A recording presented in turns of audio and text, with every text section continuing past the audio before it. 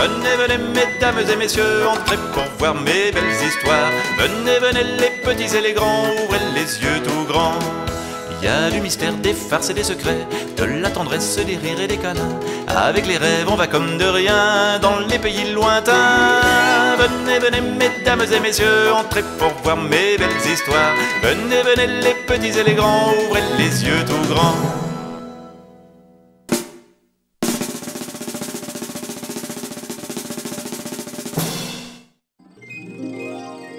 De mémoire de cochon, de mémoire de canard, jamais dans une ferme, on n'a vu d'âne plus heureux qu'Edgar. Son seul travail, manger des chardons.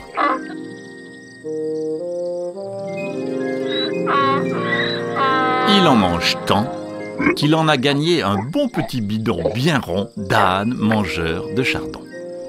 Mais surtout, Edgar est heureux à cause de l'amour de son maître, Gaston.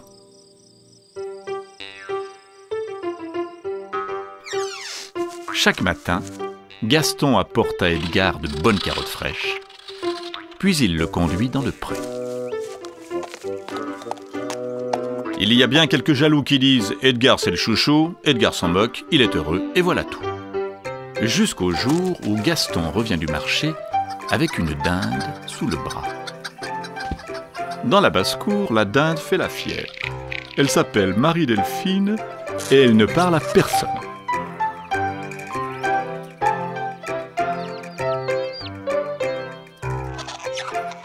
Les poules disent entre elles, cette Marie-Delphine, quelle pain bêche. Elle ne veut même pas jouer à Gobe-Caillou.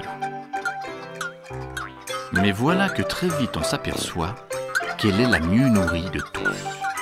Les poules sont furieuses. Edgar aussi trouve que Gaston exagère.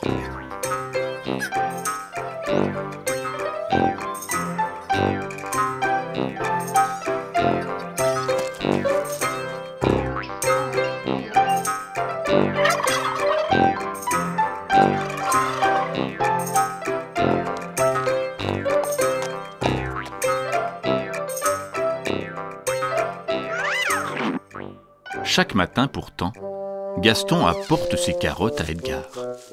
Mais Edgar les trouve moins craquantes, moins juteuses.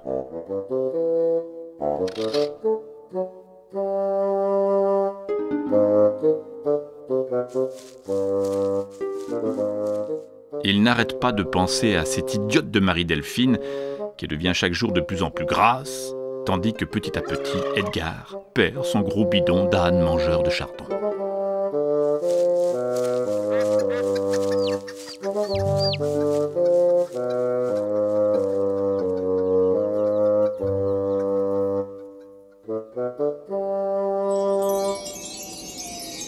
Une nuit, Edgar est réveillé en sursaut.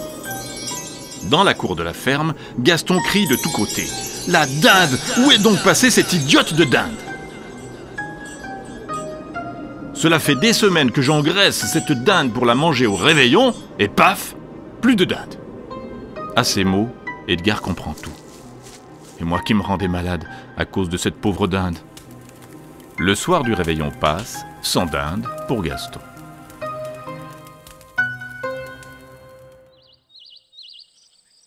Edgar retrouve ses bonnes habitudes. Ce n'est pas parce que je n'ai pas eu de dinde que tu n'auras pas de bons chardons. Et Edgar travaille à se refaire un bon petit bidon d'âne mangeur de chardon. Soudain, un drôle de sac de plumes lui tombe dans les pattes. La dinde, toute trempée, toute tremblante.